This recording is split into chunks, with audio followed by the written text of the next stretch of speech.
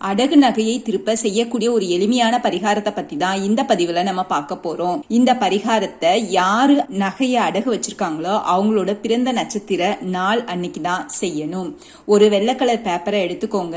அதுல பச்சை கலர் மையால உங்க நகைய எந்த கடையில அடகு வச்சிருக்கீங்களோ அந்த கடையோட பேரு, நகை அடகு வச்ச ரசீது என்ன நகையை நீங்க அடகு வச்சிருக்கீங்களோ அந்த நகையோட பேரையும் எழுதிருங்க. அடுத்ததா ஒரு தாம்பாளத்துல கொஞ்சம் பச்சரிசிய போட்டு நம்ம எழுதி வச்சிருக்கிற இந்த பேப்பரை 4ஆ மடிச்சு அதுக்கு மேல வச்சு இந்த பேப்பருக்கு மேல ஒரு கஜலட்சுமி விளக்கையும் வச்சு தீபம் ஏத்தணும்.